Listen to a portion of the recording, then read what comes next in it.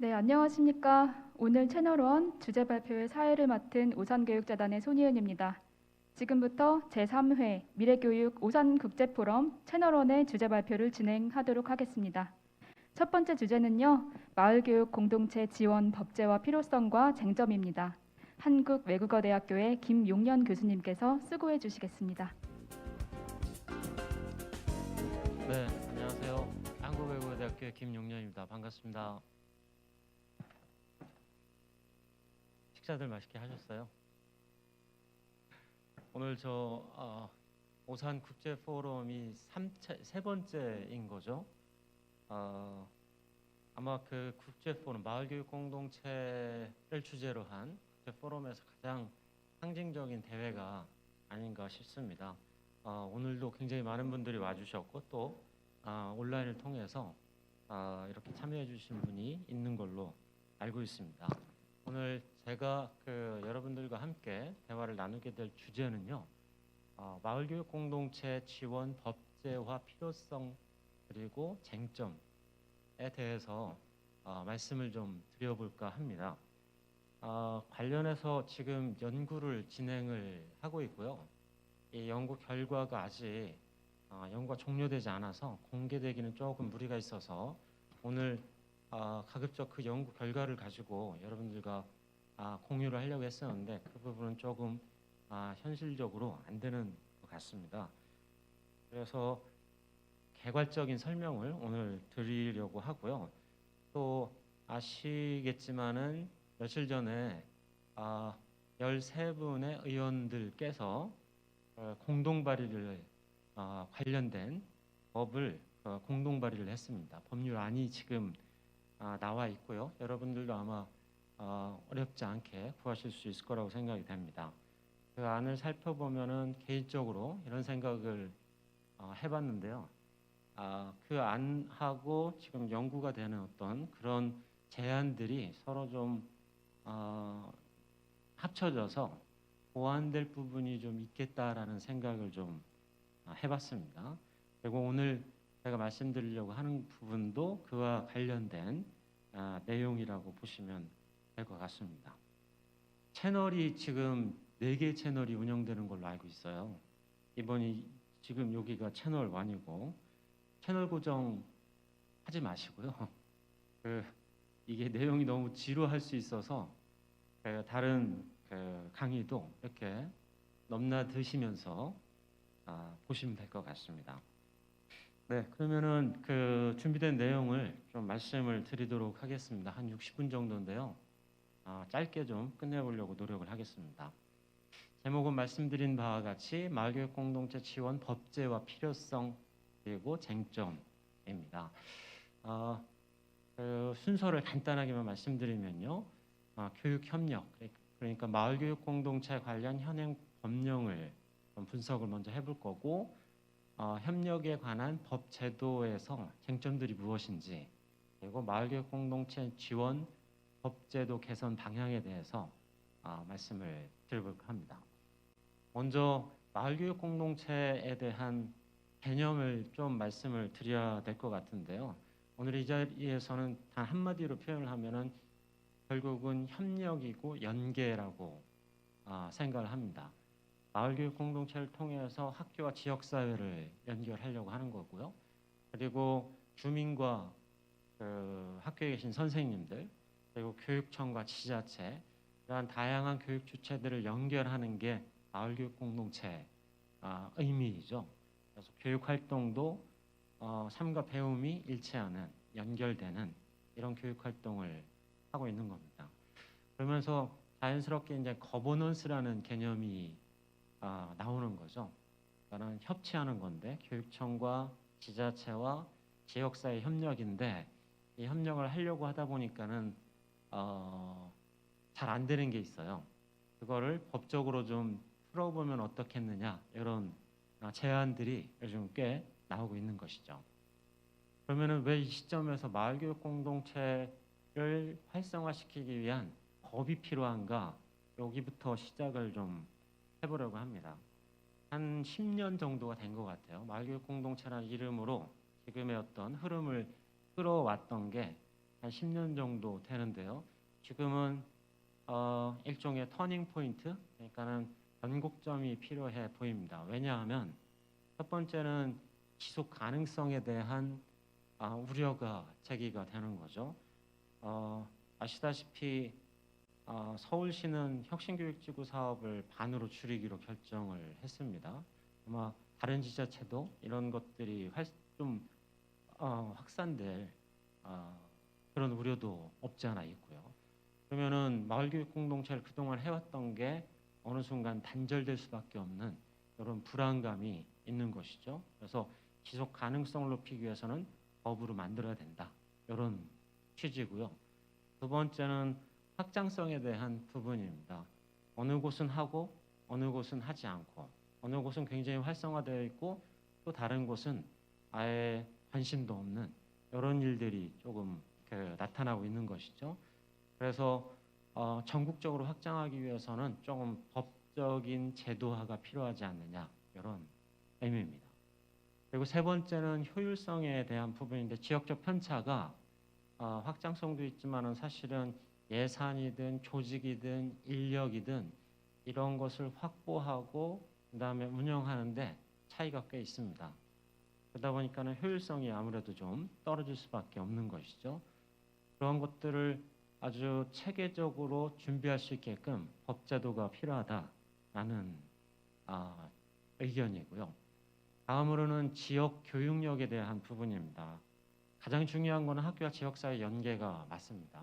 그런데 학교 밖에서도 지역의 교육력, 사회적 자본이라는 측면에서 지역의 교육력을 쌓으려고 하는 그런 노력들이 이루어지고 있고 이것이 좀 더 체계화될 필요가 있다. 그래서 본질적인 지향성, 마을교육 공동체의 지향성을 좀 다시 좀 세울 필요가 있다라는 취지입니다. 그리고 마지막으로는 지역자치, 지역교육자치에 대한 부분인 거죠.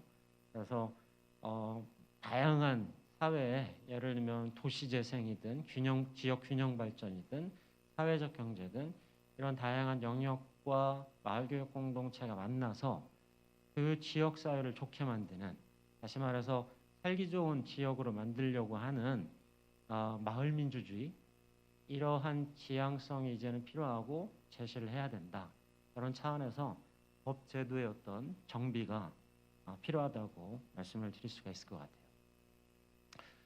그래서 마을교육 공동체 활성화에 대해서 주로 이렇게 나오는 영역들이 있습니다. 크게는 네 가지인데 간단하게만 말씀드리면 조직, 예산, 인력, 사업이고요.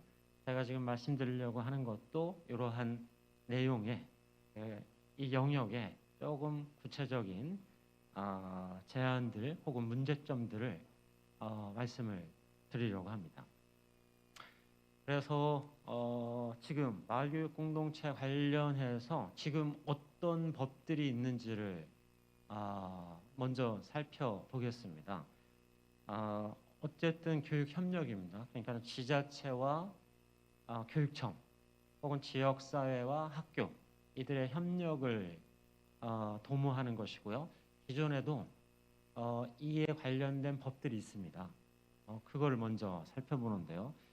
일반자치 영역에서는 지방자치법이라는 게 있고요. 그 안에는 지방자치 자치단체의 사무 범위 해서 교육, 체육, 문화, 예술 등에 대한 진흥 이거를 지자체가 해야 된다는 것이죠. 그렇기 때문에 이 근거에 의해서 지금 지자체와 교육청이 협력을 하고 있는 겁니다. 또 같은 법 5절에는요. 그 121조 1항은 지방자치단체의 교육, 과학 및 체육에 관한 사무를 분장하기 위하여 별도의 기관을 둔다. 이런 내용도 있습니다. 이게 중간지원 조직이든 아니면 필요한 위원회든 등등을 포함할 수 있습니다. 교육자치에도 물론 협력을 제한하는 그런 규정이 있습니다. 그게 뭐냐면은 지방교육 자치에 관한 법률이 있고요. 그 법률이 교육기본법에 근간해서 나온 것이고 교육감에 대한 사무 등을 제안하고 있는 것이죠. 그래서 이러한 근거에 의해서 또 일반 자치와 교육자치가 협력을 도모하고 있습니다.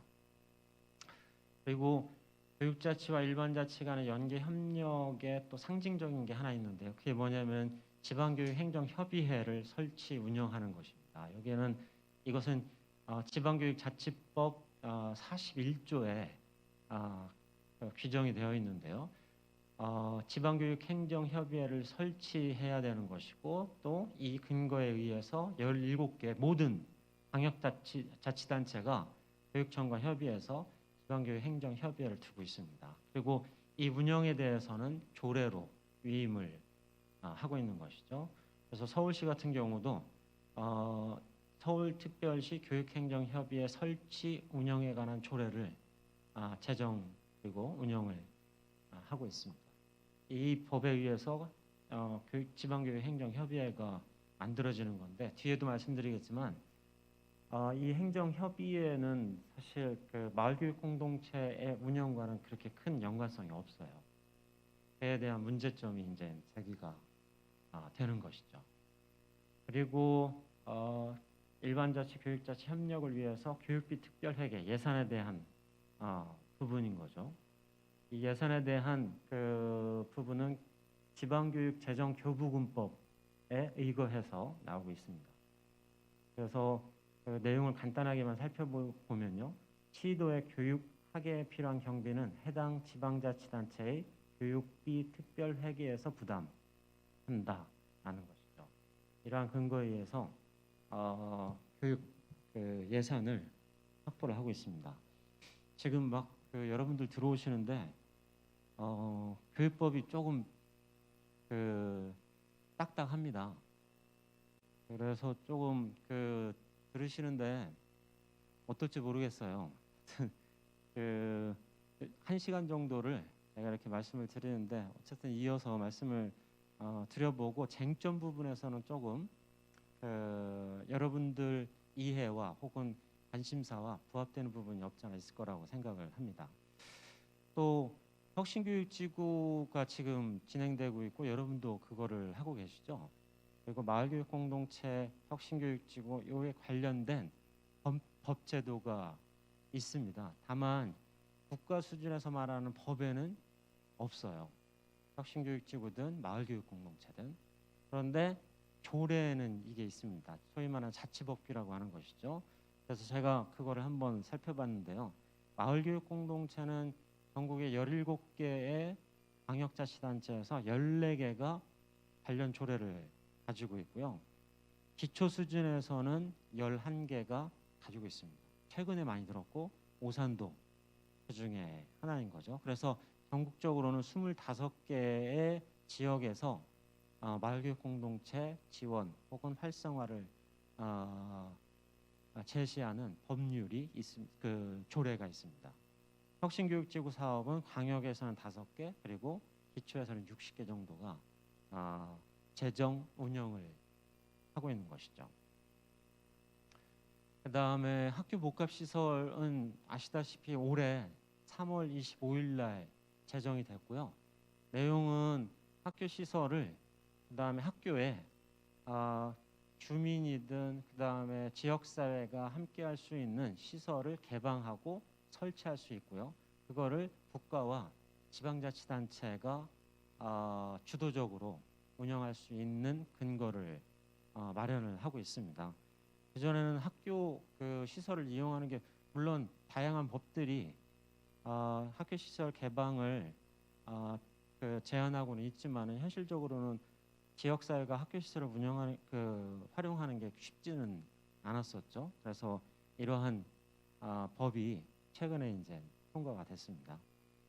그리고 평생교육에서도 연관된 법령들이 좀 있죠. 그래서 평생교육을 위한 그리고 평생교육을 위한 학교 시설 그다음에 학교 교육과 연계를 말씀을 드리는 거고요. 초중등 교육법에도 있고 평생교육법에도 학교 시설을 그다음에 학교 교육을 평생교육과 연계해서 공동으로 운영하는 그런 부분들을 지금 제안을 하고 있습니다. 예를 들어 볼까요? 지금 평생교육법 그 29조를 보면요. 학교의 평생교육 그리고 그 내용은 학교를 중심으로 공동체 및 지역 문화 개발에 노력하여야 한다라는 거고 이 항은 각급 학교의 장은 해당 학교의 교육 여건을 고려해서 주르륵 나가고요. 평생교육을 직접 실시하거나 지방자치단체 혹은 민간에 위탁하여 실시할 수 있다. 이렇게 나오고 있습니다. 평생교육법에 대한 그 추가적인 내용들이 이렇게 있는 것이죠. 그래서 다양한 법들이 지금 마을교육공동체를 위시로 해서 연계 협력, 일반자치와 교육자치, 그다음에 학교와 지역사회의 연계를 이렇게 제안을 하고 있는데 현실적으로 마을교육공동체 하시다 보면은 그래도 부족함 그리고 법적인 제도의 미비로 인해서 활동하는 데 제한을 좀 받는 경우가 많이 있으시잖아요. 그 쟁점들을 조금 정리를 한번 해봤습니다. 자치분권이라고 대통령 직속 그 위원회가 있는데요. 여기서 그 얼마 전에 이런 그 내부 회의에서 이런 문제 제기를 했습니다. 그걸 정리해 보면은 협력지원센터인데요. 중간지원조직 아시죠? 중간지원조직 설치에 대한 부분을 조금 더 명시적으로 규정을 만들어야 된다라는 제안이었고, 그 다음에 통합교육 추진단 아까 지방교육 행정협의회 관련된 내용이고요. 학교 복합시설, 그 다음에 교육 연계에서 주민 참여, 그 다음에 마을교육자치회 등등에 대한 내용을 담고 있습니다. 그리고 비교과 활동을 지금 밖에서 하는 학교 밖에서 하는 비교과 활동에 대한 학점을 인정을 해야 되는 것 이런 내용들이 제안이 됐고요. 그 다음에 지방자치단체 교육경비 보조 제한 규정을 삭제해 달라는 건데요. 이건 뒤에서 좀 더 자세히 말씀을 드려볼게요. 관련 연구들도 꽤 있는데요. 자치분권위는 옆에 있고요. 관련 연구에서 비슷한 내용들을 제안을 하고 있고 또는 추가적인 내용들도 꽤 있습니다. 여기서는 예를 들면 교육지원청의 권한에 대한 문제인데 오전에도 사실 그 얘기가 나온 것 같아요. 교육장 권한, 교육지원청이 서로 매치가 안 되는 부분 이런 것들을 제안을 하고 있고요. 마을교육공동체 단일법을 만들어야 된다라는 연구도 꽤 있습니다.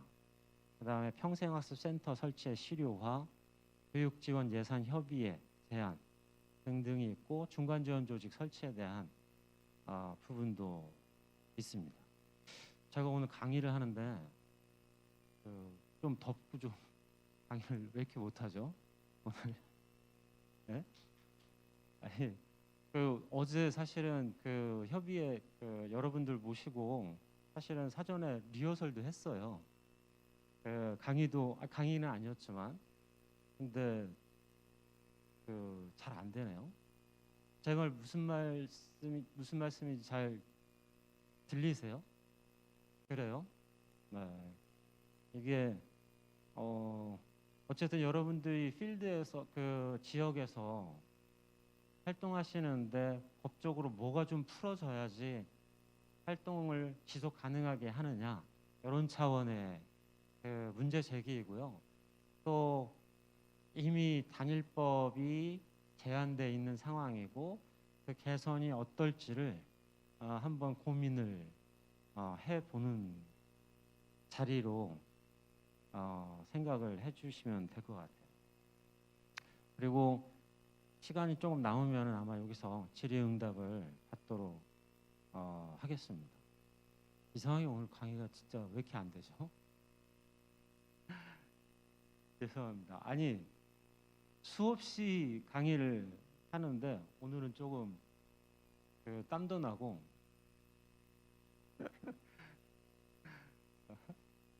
그리고 내용을 막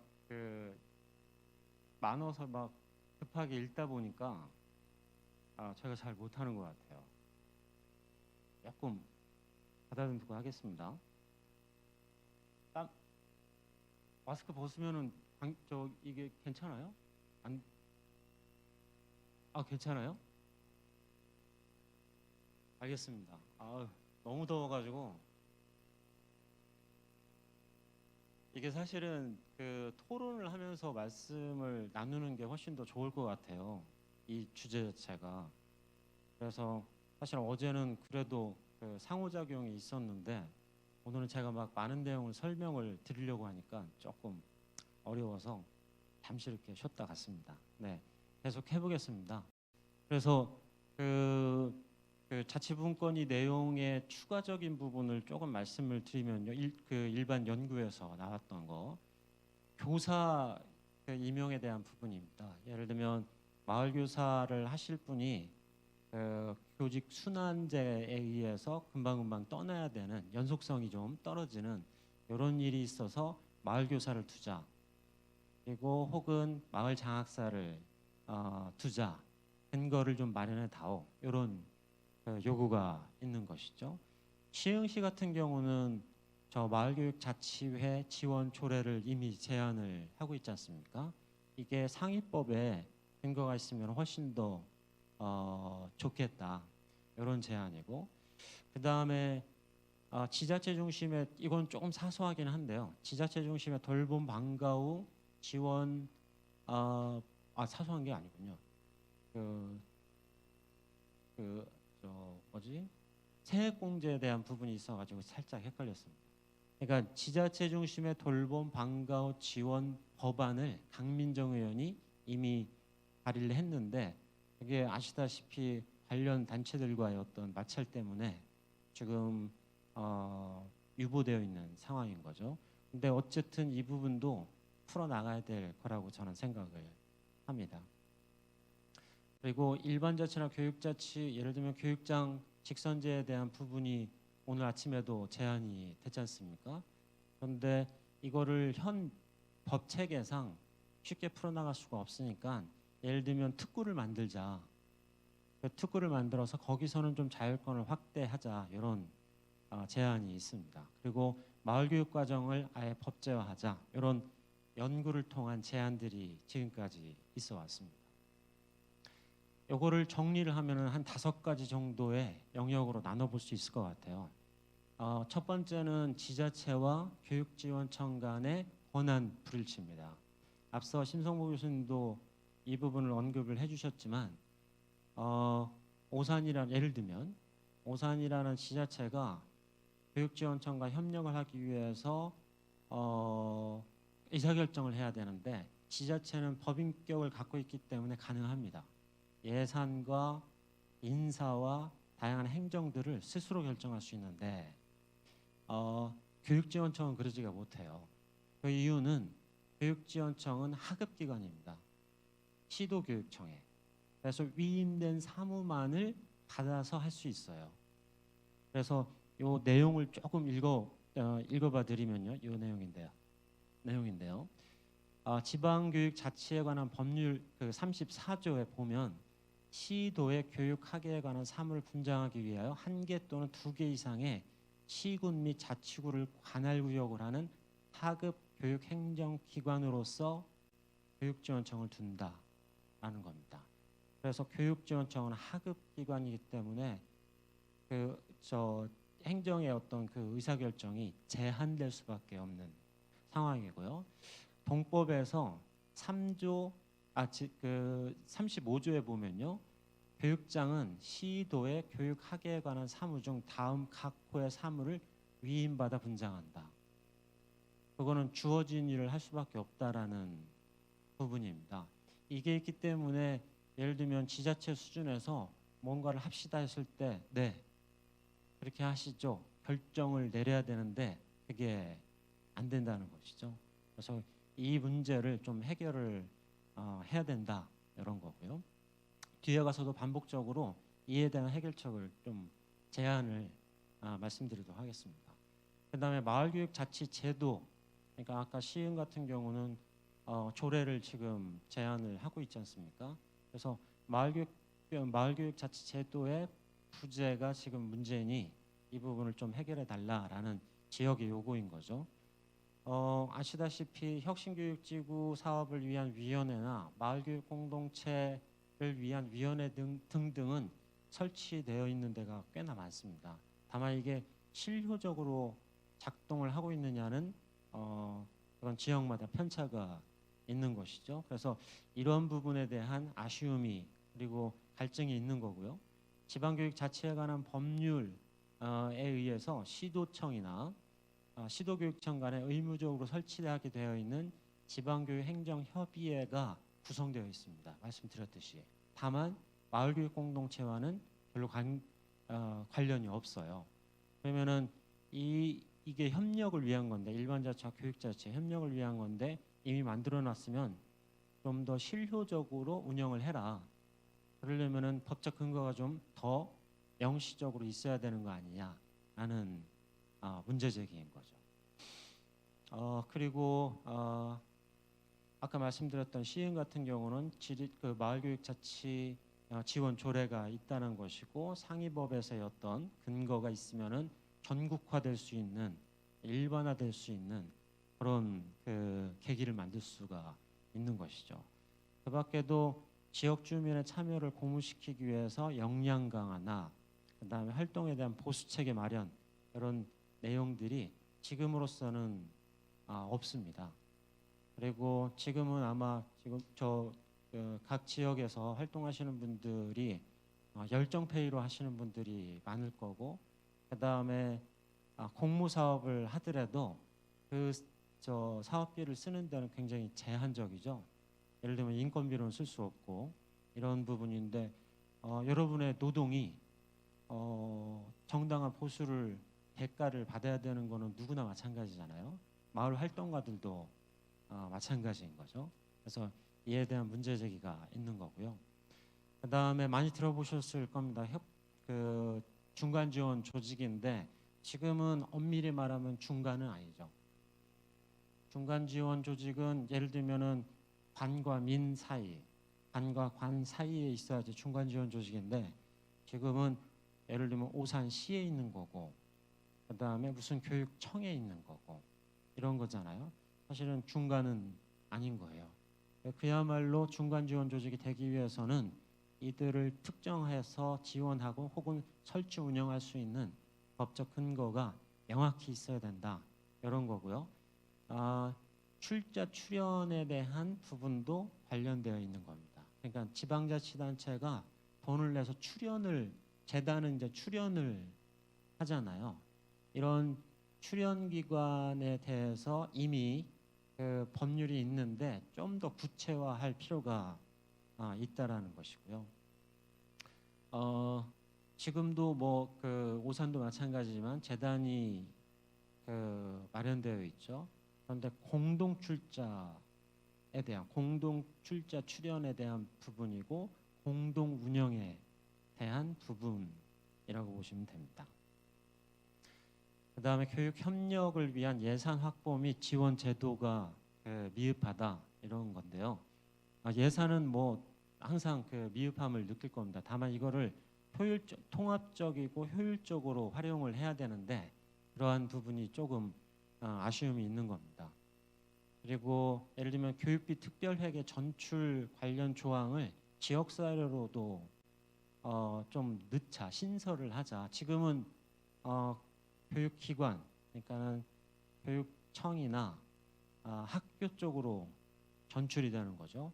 근데 지역사회는 못 갑니다. 이 교육비 특별회계가. 그런 부분을 조금 더 열어놓자 이런 거고 현재는 이 전출에 대한 권한이 광역 수준에만 있어요. 경기도, 오산은 없는 거죠. 오산시는. 그래서 이런 부분도 조금 확대할 필요가 있다라는 겁니다. 그리고 또 하나는 어떤 게 있냐면은 교육 경비를 확보하는데 지역마다 편차가 좀 있습니다. 예를 들면 재정 자립도가 낮으면 이 교육 경비를 확보하지 않아도 돼요. 문제는 이 근거에 의해서 열심히 노력하지 않을 수도 있다라는 것이죠. 교육 경비를 확보하기 위한 노력이 없을 수도 있다라는 것이죠. 그래서 이거 실효성이 없는 조항이니까 삭제해 달라라는 요청이 사실 있습니다. 이런 부분 조금 여러분도 경험을 하고 계세요? 네, 고맙습니다. 이게 모르실 수 있고 아니면 내 이해관계가 조금 거리가 있어서 이게 들으시면서 현실성이 좀 있으신가 싶어서 제가 피드백을 받고 싶어서 질문을 드렸습니다. 그 다음에 또 아까 이제 제가 사소하다는 부분이 뭐였냐면 요건데요. 법원 같은 경우는 방과 후를 지자체가 운영을 하잖아요. 그것도 교육입니다. 왜냐면은 세액공제를 받는데 지자체가 하는 프로그램이기 때문에 세액공제를 못 받아요. 그래서 이것도 학부모 입장에서는 세액공제를 받으면은 좀 더 많은 참여가 예상될 텐데 이게 못 받으니까 이 부분도 풀어달라는 요청이 있었던 것이죠. 그래서 돌봄 및 방과 후에 대해서 교육비 공제를 좀 더 확대, 그러니까 지자체가 운영하는 교육 프로그램에 대해서도 세액공제를 받게 해달라라는 요청이 있습니다. 다섯 번째 마지막, 그러니까 쟁점으로는 마지막인데요. 그러면은 마을 교육을 위해서 아까 말씀드렸던 인력에 대한 확보가 있어야 되고, 혹은 양성, 그러니까 학교 밖 마을 활동가나 교사에 대한 양성이 필요하다라는 제안이어서 이런 법적 근거를 마련을 해야 된다라는 거고요. 말씀드렸던 교사가 순환을 해야 되는 이런 한계 속에서 지속적으로 일을 할 수가 없는 그런 현실적인 문제가 있었던 것이죠. 그래서 이미 하고 있습니다. 경기도도 그렇고 많은 지역에 하고는 있는데 이거를 제도적으로 풀자라는 제안입니다. 그래서 지역형 교사나 마을 교사제 혹은 전문직에 계신 장학사 선생님들도 마찬가지입니다. 마을 장학사가 만들어질 수 있게끔 해달라, 이런 요구입니다. 그 다음에 그 밖에도 마을 활동가들을 발굴하고 육성하고 그 다음에 그들의 전문성을 키우기 위해서 어떤 체제가 필요하다, 이런 부분입니다. 지금은 아마 그것도 체계적으로 운영될 수 있는 상황은 아닌 것이죠. 법제도 개선 방향입니다.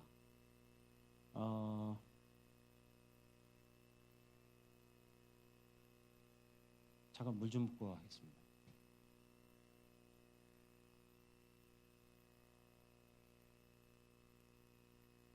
이거를 좀 빨리 끝내고 토론을 하는 게 더 나을까요? 그러시죠? 저도 이게 잘 안 되고 이게 말이, 네, 알겠습니다. 반복적이어서 조금 빨리 넘어가도록 하겠습니다. 교육진흥청의 권한을 강화해야 된다라는 겁니다. 그리고 말씀드렸듯이 예산, 조직, 인력 등 어떤 행정 행위를 함에 있어서 의사결정에 상당히 많은 제한이 있는 것이고, 그리고 또 현재 임명제 교육장 제도에서 점차적으로 공무 혹은 직선제로 전환을 해야 된다, 이런 부분입니다. 예를 들어 미국 같은 경우는 스쿨 디스트릭이라고 하는데요. 이 스쿨 디스트릭은 징세권이 있어요. 조세권이 있습니다. 그래서 그 지역에 교육비를 거둘 수 있습니다. 근데 우리나라는 그거는 안 되는 거죠. 그리고 당연히 조세권이 있는 만큼 인사에 대한 부분은 그들이 자율적으로 의사결정을 할 수 있는 것이죠. 이걸 해결하기 위해서는 몇 가지 방법이 있을 것 같은데요. 첫 번째는 규제 자유 특구 및 지역 특화 발전 특구에 관한 규제 특례법이라는 게 있습니다. 어렵죠? 이 말 자체가. 근데 이 법에다가 특구에다가 교육 부분을 좀 신설을 해서 교육 지원청 혹은 교육장 직선에 대한 부분을 해결을 하자, 이런 부분입니다. 그 얘기는 뭐냐면은 일반화할 수는 없고요. 특구로 지정된 곳에서 가능하다라는 얘기입니다. 아니면은 지방교육 자체에 관한 법률을 개정을 해서 교육장의 권한 그리고 그 공모나 직선에 대한 부분, 직선은 아마 해결하기가 요 법 가지고는 해결하기가 쉽지 않겠지만 공모에 대한 확대라든지 권한에 대한 부분을 많이 이양을 해야 될 필요가 있는 것이죠. 그다음에 마을교육자치제도 확립에 대한 그 부분입니다. 그래서 지방교육 자치에 관한 법률을 개선을 해서 지방교육 행정협의회를 실효적으로 조직으로 만들자라는 거고요. 서울시 같은 경우는 이거를 조례를 통해서 만들고는 있습니다. 근데 이게 일반적이지는 않는 거고, 그리고 말씀드렸듯이 이 행정협의회가 마을교육 공동체 운영과는 지금 관련이 없어요. 그거를 연결하는 방법이 하나 있을 수 있고, 아니면은 특단의 마을교육 공동체 위원회를 꾸릴 수도 있습니다. 그거는 이제 법을 통해서 가능하겠죠. 그리고 이러한 것도 마을교육자치회도 지금 문제라기보다는 좀 더 강화할 필요가 있다라는 문제적 필드의 요구가 있지 않습니까? 요거를 해결하기 위해서는 지방자치법에서 주민자치회를 제안을 하고 있잖아요. 주민자치회에 분과로 두는 거를 명문화할 수 있다라는 건데 어제도 조금 말씀을 드렸지만은 이렇게 명문화했을 때는 반드시 그렇게 해야만 됩니다. 그러면 지역에 따라서 우리는 주민자치회 말고 별도로 하고자 하는데 이 법에 의해서 반드시 그렇게 해야 되는 그런 그 상황도 발생을 하는 것이죠. 그래서 이런 부분은 우리가 판단을 좀 해야 될 부분입니다. 그래서 만약에 마을교육자치회를 독립적으로 운영을 하고 싶다 했을 때는 지방교육 자체에 관한 법률을 좀 개선하는 방법도 고민을 할 수가 있는 것이죠. 그리고 그 주민들의 마지막 부분입니다. 지역 주민들의 참여를 고무시키기 위해서 역량 강화 활동에 대한 보수 체계를 확립을 해야 되는 거고, 이거는 아마 단일법에 규정을 할 수가 있을 겁니다. 앞서 말씀드렸던 지금 의원 발의되어 있는 법률안에는 제가 봤을 때 이런 부분은 조금 약하거나 없는 부분이 있습니다. 그래서 저희가 이런 그 요구를 통해서 그 개정을 계속 혹은 개선을 계속 해나갈 필요가 있어 보입니다. 중간지원 조직에 대한 부분인데, 중간지원 조직 출자 출연에 대한 그 문제 제기가 있는데, 이거 가지고 많은 전문가들과 그 협의를 해봤습니다. 그 법을 좀 전문하시는 분들이나 행정 영역에 계신 분들은 이에 대해서 그렇게 긍정적이지 않으세요. 지금도 하고 있고 현행 조항으로도 할 수 있는데 뭐하러 고치냐, 고칠 필요까지는 없어 보인다라는 그들의 의견이고요.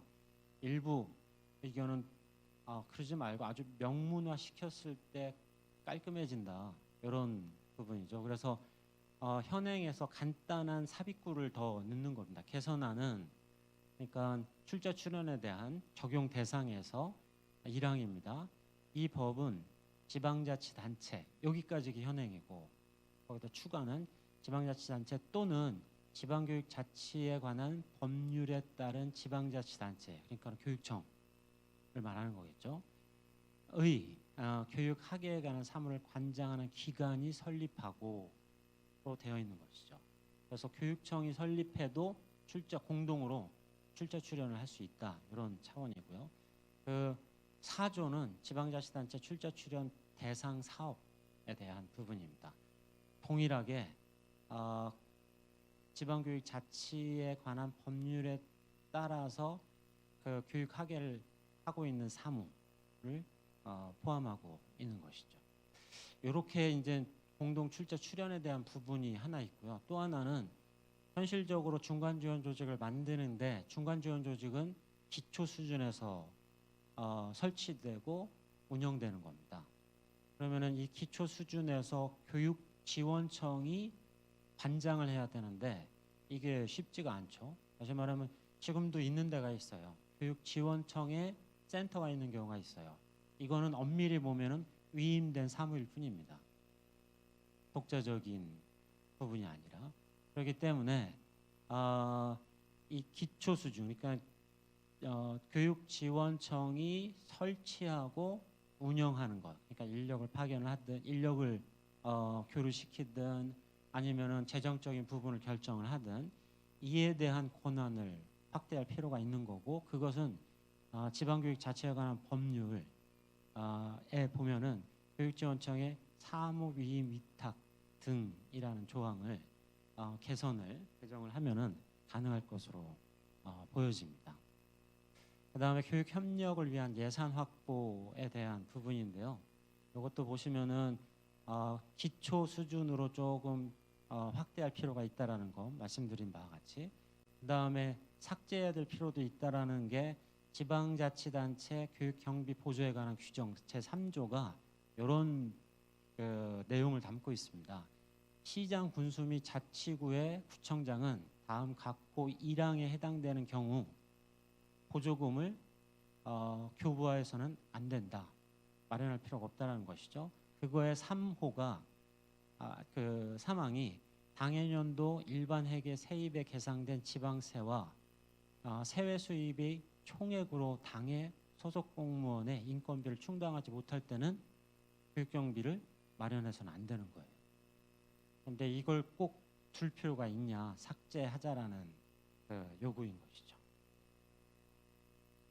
그 다음에 그 경우에 따라서는 기초 수준에서 교육지원 예산 협의회를 둬서 교육지원청도 그 다음에 지역사회도 예산을 짤 때 같이 참여할 수 있는 그런 기회를 제공을 하자, 이런 의견도 있고요. 아까 말씀드렸던 세액공제도 소득세법 시행령을 개선을 해서 지방자치단체가 제공하는 교육 프로그램에 대해서도 세액공제가 필요하다라는 겁니다. 그 다음에 이 부분은 아까 말씀을 드려서 조금 넘어가도록 하겠습니다.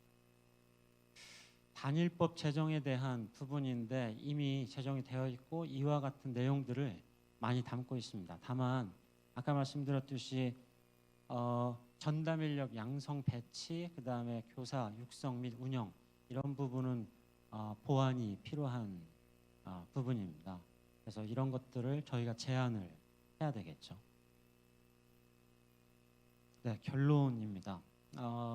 단일법 제정을 저희 연구를 통해서 제안을 하고 있고요. 이미 또 입법 발의로 제안이 되어 있는 상황인 거죠. 그런데 단일법이 만병통치하게 되지는 않습니다.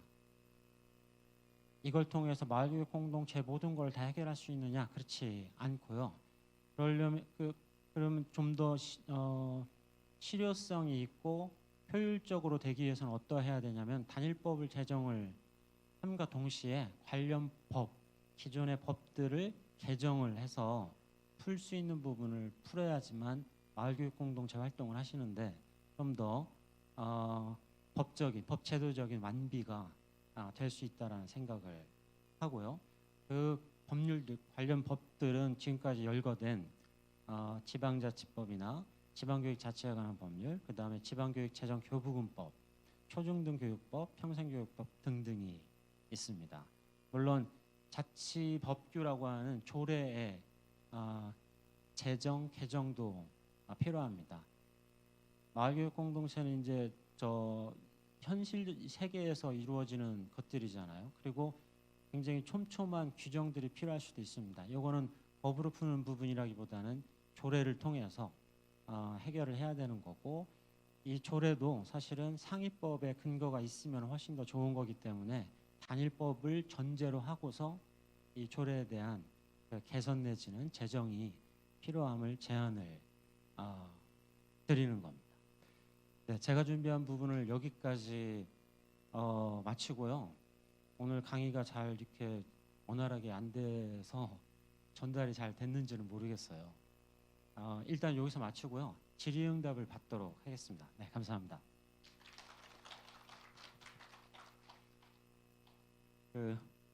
사실은 어제 한 30여 분이 함께 해서 이 내용을 간단하게 언급을 드렸는데, 물론 내용은 오늘 게 훨씬 더 세세한 부분들이 있을 겁니다.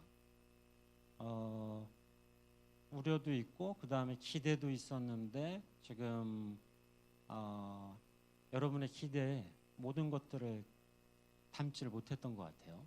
그래서 그런 차원에서 여러분 혹시 의견이나 질문이 있으면 주시기 바랍니다.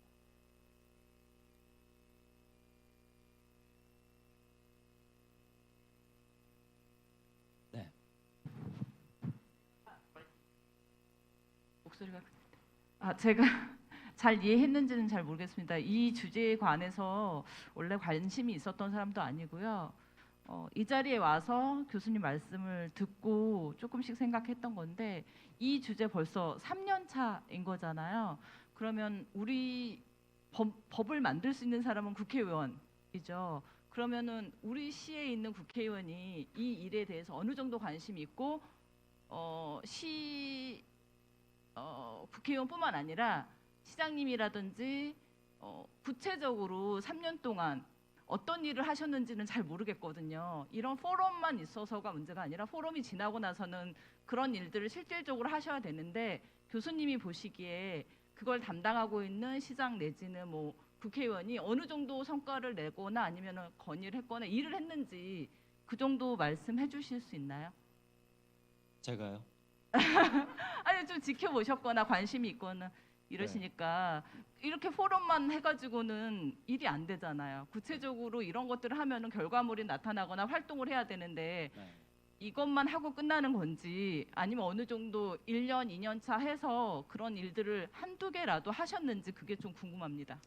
제가 아는 바로만 말씀드리겠습니다. 그리고 또 오해가 있어서는 안 되는 부분이고 그냥 간단하게 말씀드리면은 인지하고 있는 걸로 알고 있고 준비하고 있는 걸로 알고 있고요.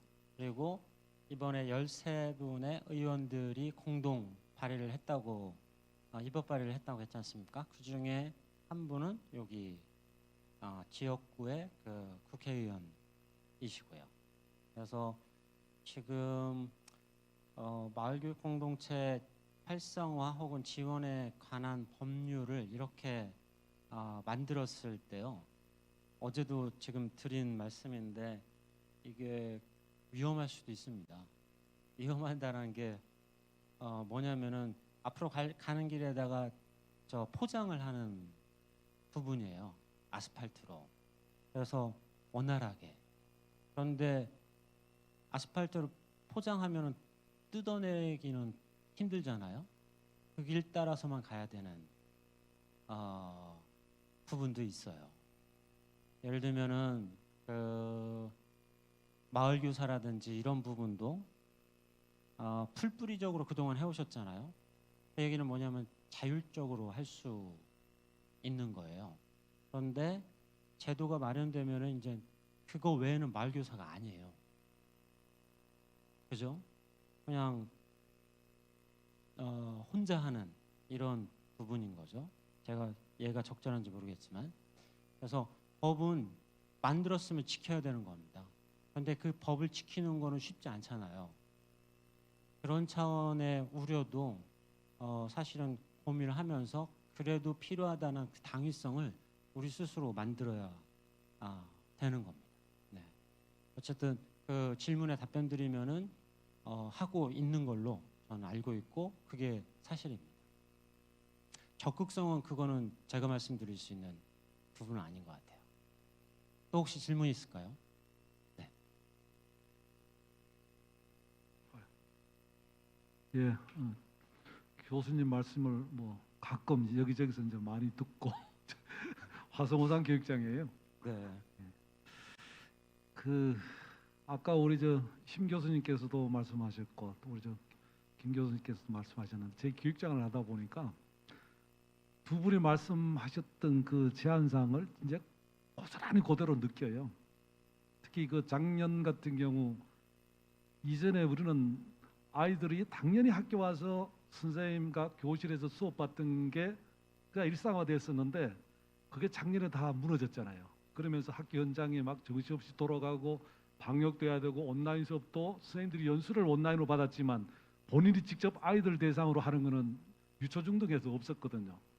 이런 것들을 지원하기 위해서 뭘 해야 되는데 이게 예산을 갖다가 필요한 곳에 투입을 하고 이렇게 해야 되는데 사실 말씀하셨듯이 우리가 그런 게 없어요.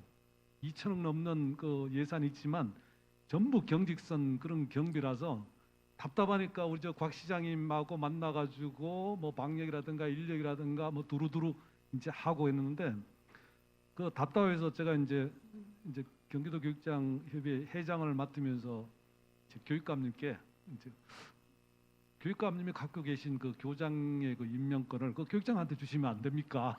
이렇게 웃으시더라고요.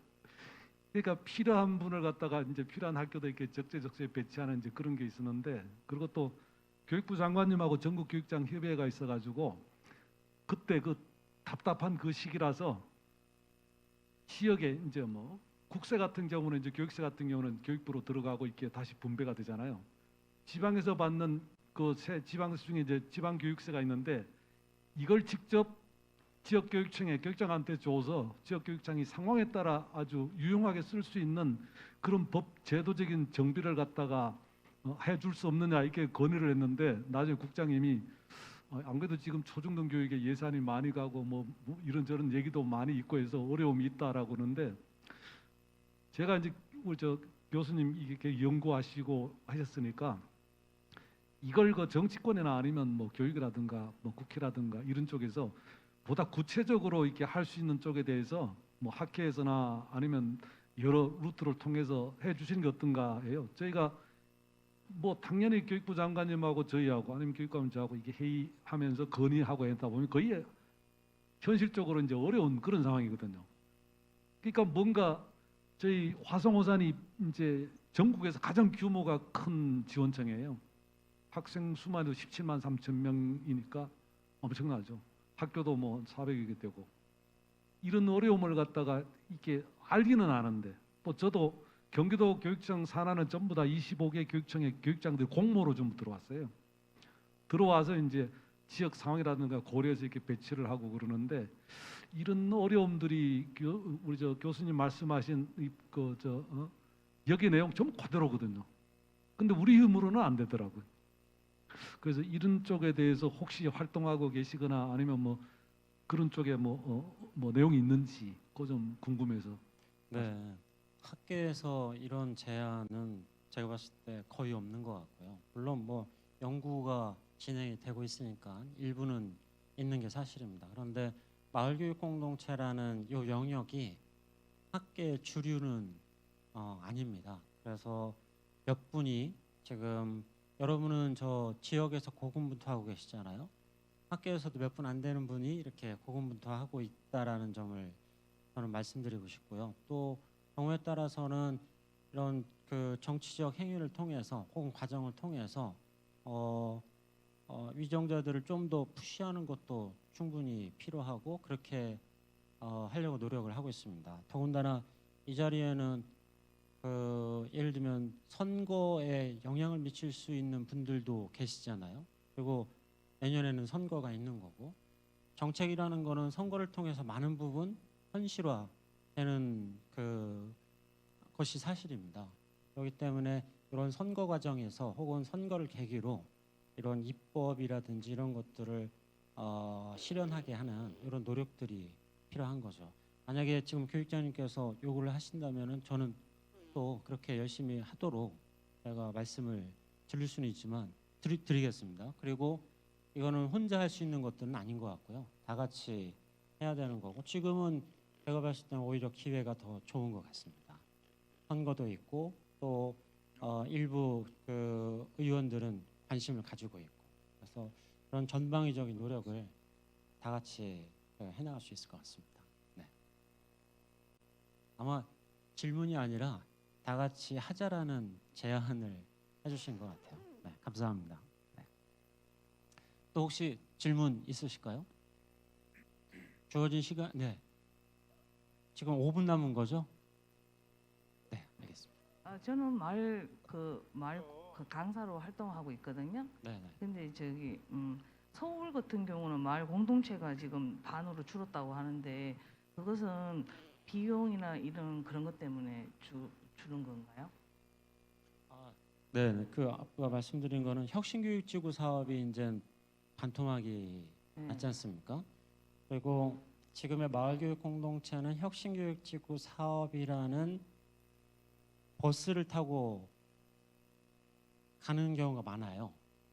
그러니까는 마을교육 공동체 따로 이렇게 갔다기보다도 혁신교육지구 사업을 하면서 그 내용이 마을교육 공동체였던 경우가 많은 거죠.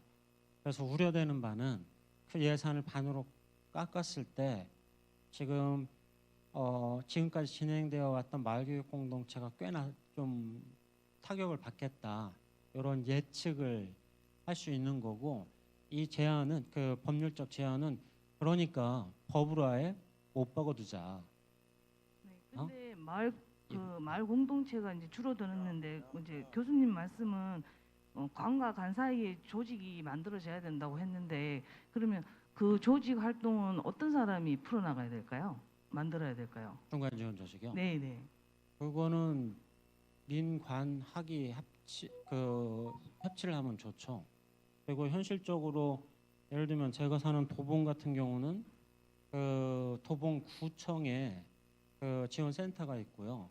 거기에는 물론 공무원 그러니까는 늘공이라고 하죠. 원래 공무원이 있고 어공도 계시고 그다음에 마을 주민들이 또 그 참여를 하고 계시고 그런 경우죠. 그러니까 가급적 다양한 그 분들이 참여를 하시는데 다만 도봉구에서 운영하잖아요. 그러면 교육지원청에서 교육을 정말 잘 아시는 학교를 정말 잘 아시는 이런 전문직 그러니까 장학사분들이나 교사가 없거든요. 그럼 중간 지원 조직이니까 중간에 설치해놓고 그러니까 시청 혹은 구청 공무원이나 그다음에 교육청 관계자들이나 지역사회가 함께 모여서 작동이 돼야 되는데 지금은 현실적으로 그렇지 못하는 거죠. 그래서 만약에 이런 법이 제한이 된다면은 인력 파견에 대한 부분을 이렇게 툭 열어놓는 거죠. 그런 제안을 하고자 하는 겁니다. 네네. 저 감사합니다. 뒤에 어떤 주어진 시간이 있어서 짧게 부탁드리겠습니다. 네. 저희 이제 이거는 조금 예라든지 그리고 경험에 대한 부분을 좀 묻고 싶은데요. 지금 혁신교육지구에서 마을교육 공동체가 나온 경우도 있지만 또 사실은 어떻게 보면 그 마을 강사나 활동가 영역이 평생교육의 영역일 수도 있다고 저는 판단이 되거든요.